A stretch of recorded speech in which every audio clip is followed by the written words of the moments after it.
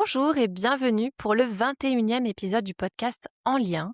Nous sommes mi-juin et je reçois beaucoup de messages de parents que j'accompagne, ainsi que de messages privés sur Instagram qui me disent c'est horrible, l'ambiance à la maison est pourrie, les enfants sont insupportables, je supporte plus rien. Qu'est-ce qui se passe? Aujourd'hui, j'ai envie qu'on creuse, cette période particulière du mois de juin parce que souvent, ce qu'on va avoir envie de faire dans ces périodes-là, dans ces moments où tout part un peu à volo, c'est d'être encore plus rigide, de serrer la vis. Alors qu'en réalité, il y a déjà beaucoup de choses qui sont arrivées à saturation et qui mériteraient au contraire qu'on adopte une posture plus flexible. C'est ce qu'on va voir ensemble. La première chose qui me vient, c'est que c'est normal qu'on soit plus irritable, qu'on ait un seuil de tolérance plus bas en cette période de fin d'année, notamment pour les mamans qui ont leur charge mentale qui explose en fin d'année, parce que la to-do list n'en finit plus entre les kermesses, les fêtes de fin d'année, les goûters, les cadeaux des maîtresses, les réinscriptions aux activités, à l'école, à la cantine, les rendez-vous chez les spécialistes, etc. Je crois qu'on peut pas faire pire période. Ah si, le mois de septembre. Voilà, c'est une période où tout est condensé et on est un peu au four et au moulin en permanence. Donc en fait, on est en mode cocotte minute H24 et forcément, quand on est en mode cocotte minute, qu'est-ce qu'on fait? Très régulièrement, on a tendance à se dire: «Allez, je mets le couvercle, je continue, j'avance et cetera». Du mal à déléguer.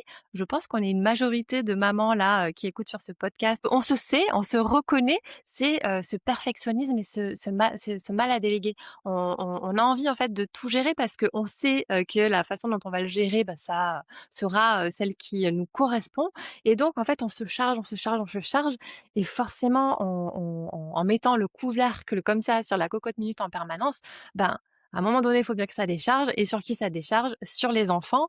Les enfants, deuxième point, qui eux aussi sont en mode, overdose parce qu'ils se sont frappés, 10 mois d'école, dans les pattes et que, ils arrivent en bout de course et ils sont quand même assez fatigués. L'école, c'est quoi? C'est, du bruit en permanence, une vie sociale imposée, des concessions, des attentes parfois démesurées, des profs qui font aussi du mieux qu'ils peuvent, mais voilà, qui peuvent parfois mettre la pression aux enfants et même si on parle pas de pression, des attentes, des objectifs à atteindre et nos enfants qui sentent aussi beaucoup notre stress, notre volonté, de tout bien faire, de cocher toutes les cases en cette fin d'année et qui, voilà, qui marchent un peu sur des œufs avec nous parce qu'ils voient bien qu'on est en mode cocotte minute, mais en même temps, ils ont leurs émotions et donc ils savent pas trop comment se positionner. Donc, ils explosent aussi et ça fait un espèce de cocktail, dynamité comme ça à la maison et c'est comme ça qu'on se crie dessus, que, on est dans le rapport de force, qu'on supporte plus rien et qu'on a du mal à se mettre en lien parce que on est très fatigué, en tant que parents, mais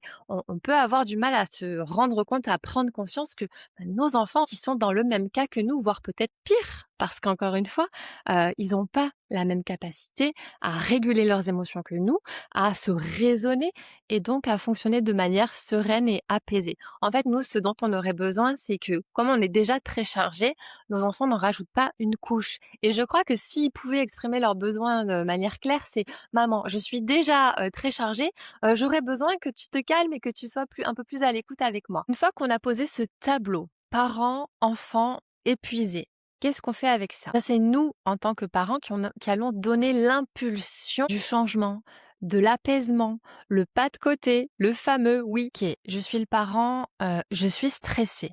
Qu'est-ce qui me stresse? Première chose, on peut déjà se poser 5 secondes et se dire: «Qu'est-ce qui fait que je suis dans cet état-là?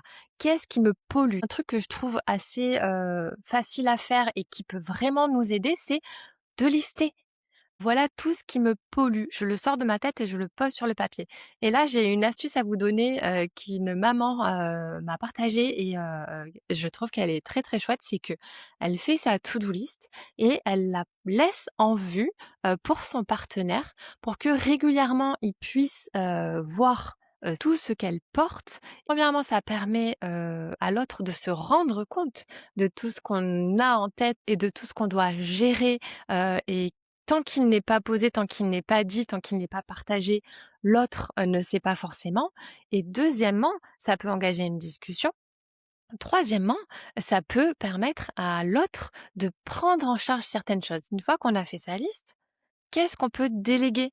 Pourquoi pas envoyer son partenaire acheter le cadeau pour le maître ou la maîtresse? Pourquoi ne remplirait-il pas le dossier de réinscription à l'école? Un truc sur lequel je m'étais piégée, mais sans faire exprès parce que, je sais pas, il fallait que ce soit géré, c'était moi qui avais commencé à gérer ça puis après non, c'était moi qui avais continué à faire ça. Sauf que quand tu as un enfant, c'est une chose, puis tu commences à en avoir 2, 3, et cetera. Voilà, ça commence à être très, très lourd à porter, mais tout simplement, les applications, des informations de classe. Pour notre fils, tout se passe sur Educartable. C'est une application, spéciale pour, avoir les devoirs, les informations, de transmises par l'école et cetera pour mes aînés, c'est Pronote. Si vous êtes dans le privé, je crois qu'il y a d'autres noms d'applications, mais et j'étais la seule en fait à, m'être inscrite, à avoir des codes pour me connecter. Donc tout reposait sur moi puisque c'est moi qui avais les infos et ça on l'a rectifié et donc depuis quelques années, on a modifié ce système et on reçoit tous les 2 les mêmes informations et on en discute. Est-ce que c'est toi? Est-ce que c'est moi? Et je me sens plus seule à porter tout ce qui relève de l'école, par exemple. C'est un petit exemple, mais ça peut être sur plein d'autres domaines et au départ, ce fonctionnement, en tout cas chez moi, vient d'une reproduction de schémas que j'ai observés dans mon enfance.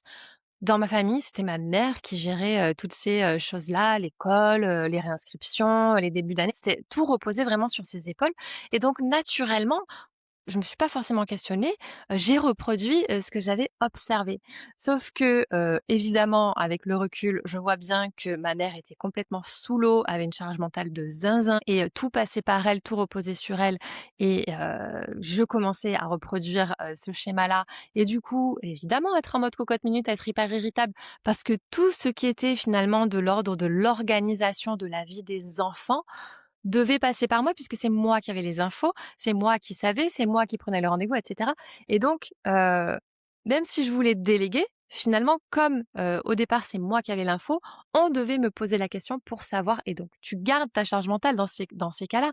Tu peux jamais vraiment te délasser puisque c'est par toi que doivent passer, les transmissions d'infos, et cetera.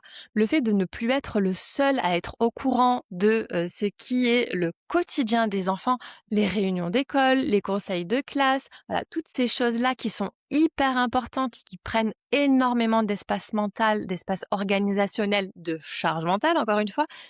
C'est intéressant si vous sentez que ça commence à être un sac à dos un peu trop lourd, de vous questionner et de vous dire: «Comment on peut faire pour que, tout ne passe pas par moi pour que ce soit plus équilibré et que je me sente plus légère?» C'est aussi une façon de poser ses limites et d'être connecté avec notre niveau d'énergie, notre seuil de tolérance et forcément si on commence à faire un peu ce travail, il y a plein de choses comme ça qui vont se détricoter. On va se sentir de mieux en mieux, ça va être beaucoup plus équilibré dans le couple. Il y aura moins d'amertume, moins de difficultés de communication et on s'en prendra aussi beaucoup moins aux enfants parce que on se sentira tout simplement plus appuyé, plus soutenu et donc plus libre. Une autre chose qui me semble très importante de conscientiser en cette période intense de fin d'année, c'est qu'est-ce qui permettrait que cette période soit plus sereine, plus cool, plus relax? La première chose qui me vient, c'est à ralentir. Si ton enfant a déjà les kermesses, les sorties, les entraînements pour le spectacle de fin d'année, voilà, toutes ces choses qui sont hyper chargées dans son agenda et du coup dans le tien, on va pas se rajouter des choses. C'est-à-dire qu'au lieu de se dire: «Allez, mercredi, on va faire cette super activité, je vais les sortir, on va faire» peut-être, pourquoi pas rester juste à la maison et être tranquille, chiller, prévoir des choses plus douces ou ne rien prévoir. Se dire qu'on ralentit, ça fait du bien de ralentir. Et je vous dis ça parce que c'est du vécu. Moi, au départ, je suis une maman en mode optimisation, en mode dynamique, en mode allez, on envoie du lourd, on est en action, on fait toujours plein de choses et on bourre comme ça la to-do list, l'agenda de tout le monde. Inévitablement, j'arrivais sur les rotules et je finissais par être un dragon, mais parce que c'était irréaliste. Je prévoyais trop de choses et je voulais cocher trop de cases et heu et c'était contre-productif parce que en réalité, pourquoi on fait ça au départ? On fait ça pour nourrir les enfants, pour leur faire du bien. On fait ça pour eux et aussi pour nous parce que ça nous fait plaisir de faire des choses avec eux, de les sortir et cetera. Mais c'est contre-productif puisqu'on finit toujours par leur hurler dessus. C'est pour ça que c'est important de switcher, de faire un pas de côté. OK, tout ce que je fais et d'ailleurs on leur dit souvent: «Avec tout ce que je fais pour toi, tu es ingrat et cetera», ben, fais-en moins, ralentis et probablement qu'il y aura beaucoup plus de place pour souffler. Deuxième chose, alléger nos attentes. On est tous surchargés, submergés. En revenant à notre réalité, leur réalité, on peut arriver à faire un pas de côté et se dire: «OK, c'est peut-être pas très facile pour lui en ce moment de coopérer aussi bien que quand il est en pleine forme. Je vais peut-être pas être aussi exigeant, exigeante et peut-être que mon enfant, il va pas ranger sa chambre aussi facilement que, si on était à un autre mois de l'année». Peut-être qu'il va s'endormir un peu plus tard, justement parce qu'on est au mois de juin et que c'est compliqué de garder le même rythme, que le soleil se couche plus tard, qu'on a sommeil plus tard, donc on pourrait être un petit peu plus flexible. Peut-être que je vais pas partir au quart de tour parce qu'il arrive pas à se préparer le matin, parce qu'en réalité, il est fatigué, il a ses 10 mois dans les pattes. Et posez-vous aussi cette question: où en sont l'état de nos réservoirs affectifs? Est-ce que ça ferait pas un peu longtemps qu'on les a pas remplis? Vous le savez, quand les réservoirs affectifs sont vides, les compétences diminuent et c'est normal. Donc, qu'est-ce qu'on pourrait faire pour les remplir, mais tout douce, sans exigence élevée, sans se mettre la pression? Des trucs très simples. Un câlin au lever le matin, on prend 5 secondes, on fait le gros câlin. Oh, t'arrives pas à t'endormir ce soir, mon chéri, c'est pas grave.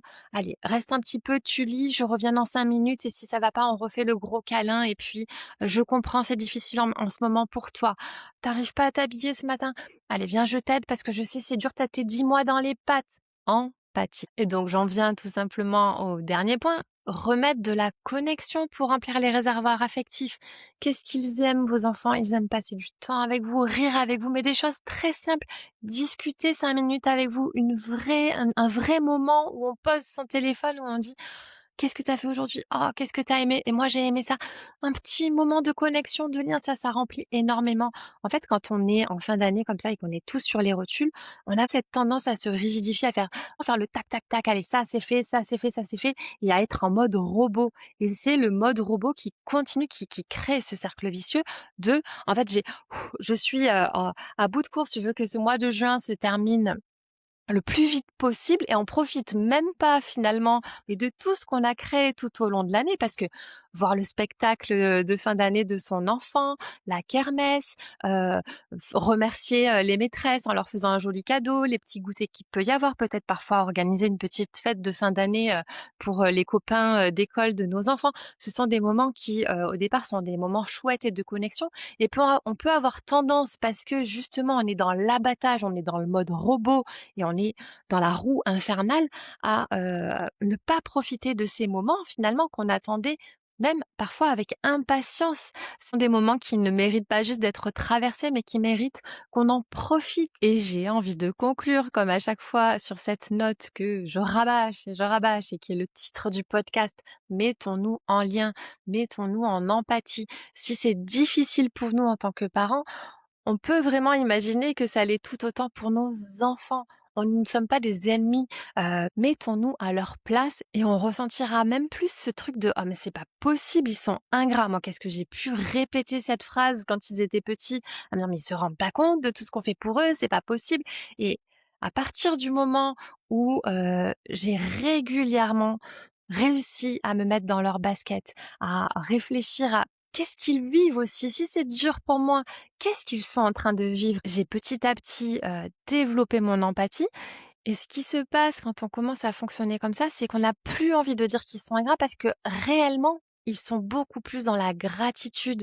Ils reçoivent de l'empathie. Ils sont capables d'en donner. Et j'en profite pour vous dire que j'y pense depuis quelque temps, et vous le verrez dans la barre d'infos si je l'ai déjà mis en ligne, mais je vais proposer un stage sur 2 jours pour les parents qui ont envie de développer leur empathie, de se reconnecter à cette empathie.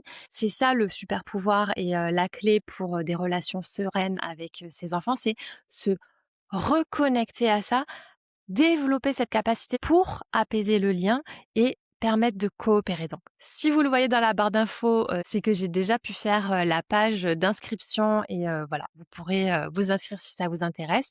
Si vous la voyez pas, n'hésitez pas à m'envoyer un petit MB pour que je vous donne les infos dès que le stage sortira. Je pense que je le ferai soit au mois de septembre, soit au mois d'octobre. Ça fait un petit moment que ça me taraude. C'est une expérience qui est réellement transformante et qui crée d'énormes prises de conscience, et voilà, donc j'ai vraiment hâte de vous proposer ça.